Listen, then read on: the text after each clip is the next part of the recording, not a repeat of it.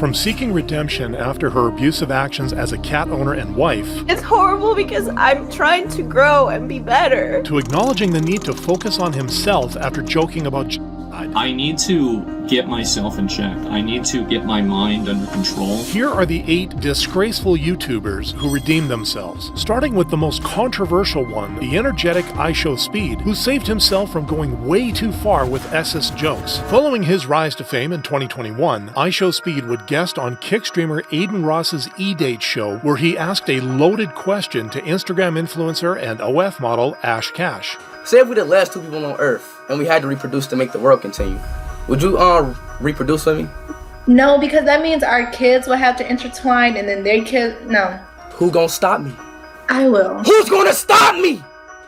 I will. If we the last 2 people on Earth, who gonna stop me? While Aiden eventually intervened and apologized to Ash, the fans weren't happy with Speed's behavior, gave out a casual grape threat, and has thousands of people praising him. The world we live in, man. But getting banned on Twitch indefinitely was just the start, because almost 4 months later, he was perma-banned from playing Valorant because of a sexist remark. Is a talking to me? Is a female talking to me?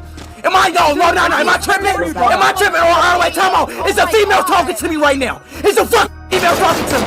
Get off the game and do your husband dishes. And though he immediately apologized, I wasn't having a good day, you know. I was getting a lot of racist text to speech, donations, a lot of people, you know, talking about my dead aunt that's in the grave right now. But look, I don't want to make that no excuse. I'm wrong. The issue affected his collaboration with Sky Sports in November 2022, 7 months after the original incident, as the famous news channel deleted all videos related to the YouTuber because of the resurfaced clips. ShowSpeed would then explain his side days later. I was 16 when that happened and made a huge mistake. It was stupid and immature. I immediately realized this and apologized, and I will continue to work on myself as I navigate this world growing up online. I recognize that I have a responsibility to set an example to those who follow and support me. True to his word, in the years that followed, he gradually revealed a softer, more grounded side. Hey, look, bro, stay safe, bro. Hey, Japan, these streets ain't safe, bro. Stay safe, bro. Here we go. All right, bro. You keep this, though. All right, bro? You keep this, though. But if ShowSpeed's redemption arc leaned on great character development, Ludwig would be about admitting he handled Mr. Beast's drama horribly. On July 31st, 2024, Ludwig, a close friend of the now controversial Mr. Beast, would react unseriously to Dogpack404's expose on the most subscribed YouTuber's illegal activities. And during those 5 hours, I counted 46 illegal lotteries. In 5 minutes, we're gonna do the same thing again. We're gonna put $1,000 in a random order. Hey, Daryl, don't we owe someone $1,000? Yeah, Monopoly the game is boring, but Monopoly at the grocery store is fun. But it only got worse a week later when he made another out-of-touch reaction, this time about Jake, a former Mr. Beast employee who experienced physical and mental torture in an unreleased solitary confinement challenge. The lights are on me all the time. I wasn't sleeping. I could not sleep, and I have insomnia problems now. I empathize with the difficulty of the challenge, but ultimately you know what the challenge is when you go into it. And I think you can walk, right? This led JoJo, a 4 million subscriber ASMR YouTuber, to call Ludwig out a day later, first mentioning his inappropriate trolling. You've associated yourself with this person in multiple occasions. You've been in one of the most recent videos. You've had them on your channel in multiple different formats.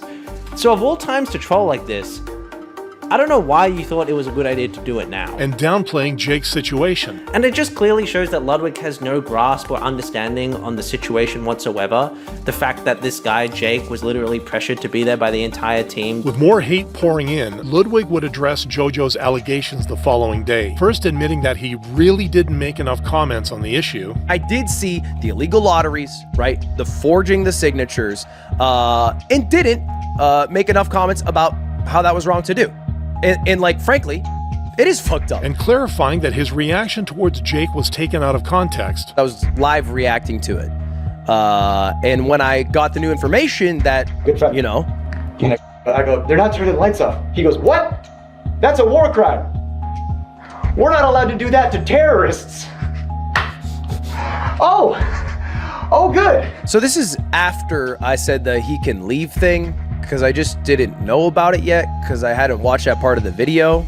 And towards the end of the video, I literally talk about how insane it is of you know, the producers in Mr. Beast production to have set up an environment where an individual like Jake deteriorated so quickly quickly. Ultimately, Ludwig redeemed himself for being mature enough to take accountability, much like Drew Gooden, who took the time to apologize for being racist. On January 1st, 2016, Drew Gooden would announce that he lost followers. "I lost 3 followers when I tweeted this, but I think it's so funny." The said tweet was an insensitive joke he made towards Asians, disappointing his new fans. Effing hell, never expected this from Drew. Wow, that's an offensive joke, alright. With more offended people privately reaching out to him, Drew made a public apology.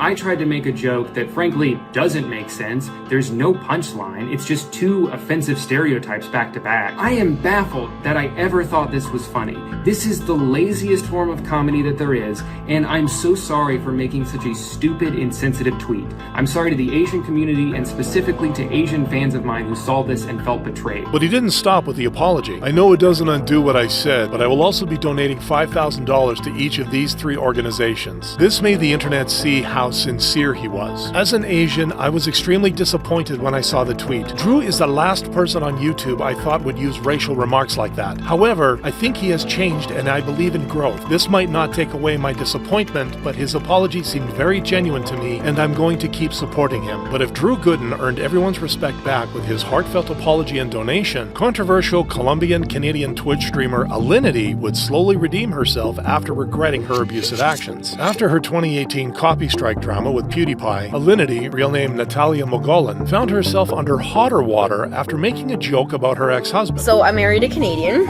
and I came to Canada. And then I divorced him. Though she immediately addressed it, she outdid herself a year later, hitting a new low by mistreating her pets.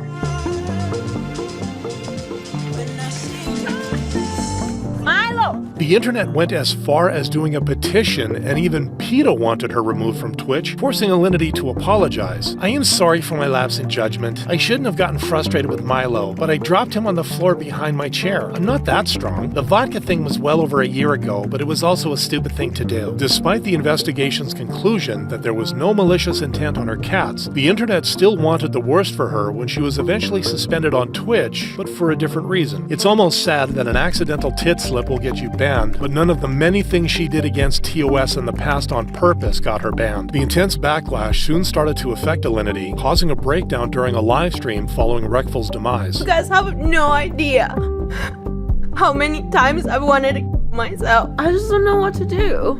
I just don't know what to do. Do I stop streaming? Is that the only way that people are gonna ever leave me alone? It's my livelihood. You know? 4 days later, she started sharing her honest thoughts with an internet therapist, Dr. K, explaining that people kept bringing up her past mistakes. Sometimes it feels like every single day I'm reliving all those moments. Okay, so it sounds like they're not letting you move past it. Yeah. What's that like? It's horrible. It's horrible because I'm trying to grow and be better.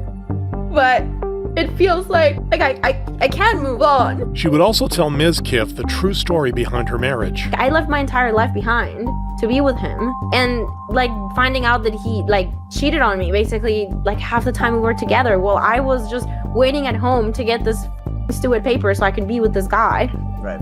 You know? And so I was very angry for a very long time, very, very, very, very mad. And out of bitterness, I said a lot of things that obviously I didn't feel. As the backlash faded, she would be praised in 2021 for not tolerating cheating on Ms. Kiff's schooled game show, where she had also been a guest. Miss Kiff works really hard on that show, and it's just so rude. If you get invited somewhere, okay, you're gonna have to respect that thing. And it just makes me mad. I support Alinity's redemption arc, but if Alinity took a slow climb to redemption, Nicocado set off a shockwave with his explosive social experiment. After announcing that he wouldn't be a vegan YouTuber anymore in 2016, Nicocado switched to doing mukbang content, which gained more traction. Here we go. Here's the mac and cheese. But the more he ate, the more he gained weight. We love cheese. Da-dum. We love cheese. They know. And the more he gained weight, the more his health suffered. Ouch! Ouch! Ouch! Ouch! Suddenly, he made the audience the villain. It's your fault, peoples. I keep gaining weight. Do you know what this means? Do you know what this indicates? My knee's about to bust. His situation soon caught Penguin Zero's critical eye. He is slowly self-documenting the journey the entire time, while having an understanding of exactly what he's doing. He's well aware that he is throwing away his health, his well-being, his happiness, for the sake of some YouTube views. Nevertheless, Nicocado kept spiraling into madness. By the way, you people need to respect my identity. My identity is skinny skinnier. And if you don't respect it, that's an act of violence. In 2024, his uploads slowed down, only posting one video in 6 months. But on September 7th, he returned with an explosive reveal that no one saw coming. 2 steps ahead. I am always 2 steps ahead. He managed to play us like a violin. This redemption arc feels surreal. But if Nicocado Avocado's redemption arc leaned on a secret weight loss journey, Atrio, a smaller Twitch streamer and YouTuber known for his news series, Marketing Monday, would be about doubling his efforts to recover after an unsettling deepfake controversy. During his live stream on January 26, 2023, Atrio, real name Brandon Ewing, would suddenly press Alt-Tab, accidentally revealing a dark secret. What time is it where I am? A screenshot of the frame immediately circulated on the internet, and it shockingly turned out to be a deepfake.com website that included famous faces of Pokimane, Maya Haiga, and QT Cinderella. This disgusted many fans. You are married and watch. Who cares? As long as it's not an addiction or causes problems in your relationship. But paying for fakes of people you know / co-workers / friends, that's effing weird. Even deep fakes from celebrities is icky, but from acquaintances is just disgusting, causing Atrio to apologize 4 days later alongside his wife. I don't know. I got morbidly curious and I clicked something, and I it's just fucking, it's gross. It's gross, and I'm sorry. I really am. I really fucking am. It's not. I don't know. It's so embarrassing. Sorry, I'm just sorry. I don't support this stuff. I don't believe this stuff. I'm not like a fucking advocate in any way. I regret it. I would never do it as long as I live. Like, he also followed up with a written apology to the affected streamers and promised to rectify the situation. This will be the last time you hear from me for a while. I'd rather you see my actions. I will try my absolute hardest to combat the damage I caused. But the women found it hard to accept his apology, especially QT Cinderella. But the issue was that Atrio was a best friend of ours, and so I've been... Now you put that in the past tense.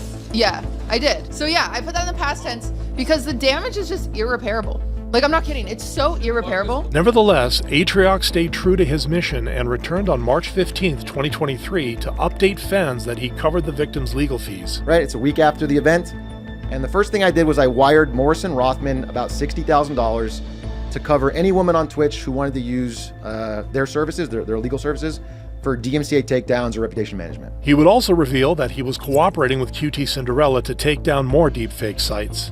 So we run the test with QT, and it goes even better. We literally get like 700 things taken down in a day, like just night and day, like way more stuff taken down. So, and QT is really impressed, like she's super happy. And we had to start talking again, which is awesome. Which he continued doing for the next 4 months. And we hit a pretty big milestone, which is this. 200,000 delistings, which is double the initial goal. Fans applauded him for his efforts. One of the few people who actually took time to truly redeem themselves, along with pulling a complete 180, and even more so on the mistake they made. You've earned my respect back, homie. Keep it up. In the end, Atrio redeemed himself through immediate apology and action, while Penguin Zero bounced back quickly by releasing his own drama coverage. On July 24th, 2024, Penguin Zero, aka Charlie, would call out Sneeko later in his Ava Chris Tyson situation is crazy video, challenging his take on the issue because of his controversial view about the age of consent. Age of consent should be maturity. It's not even 18 in most states. Why do you even believe that? It's because in Hollywood, it's 18, so that gets pushed everywhere. Most places 16. And if you question that, then they call you a pedo. I believe the age of consent is the age of maturity. He's so pseudo-intellectual that he actually argues for things that defend pedophilia. This led to a debate between them 6 days later, where they talked about the age of consent for transitioning. Okay, do you believe that somebody can go through hormone therapy? Can they change their gender if they're a child? I think that's totally fine as long as everyone is consenting. As you agree with. Disappointing the internet. Moist Critical sounds like a predator here, to be honest. Huge L from Critical. With all the backlash, Charlie immediately released a video titled Moist Critical Situation is Crazy, clarifying that he wasn't encouraging kids to switch genders with their parents' consent. I didn't know he was speaking literally. I thought he was just referring to the entire process of transitioning and just using this over-the-top statement to encapsulate all of it. Because you literally cannot get that surgery unless you are 18. His fans praised his approach. I've been watching Charlie for 13 years now, ever since Ray William Johnson made an =3 about Charlie's QWOP video. It's crazy how far Charlie has come since then. He's always been so transparent with his audience, and it pays off. Ultimately, Charlie restored himself because of his transparency. Much like Asmongold, who's now working on his redemption arc after being banned due to his insensitive comments. During his livestream on October 14th, 2024, World of Warcraft YouTuber Asmongold, real name Zach Hoyt, would speak out about Palestinian suffering in Gaza during a livestream. I'm not going to cry a fucking river when people who have genocide that's baked into their laws are getting genocided. I don't give a fuck. They're terrible people. These people are not your allies. They are not the same as us.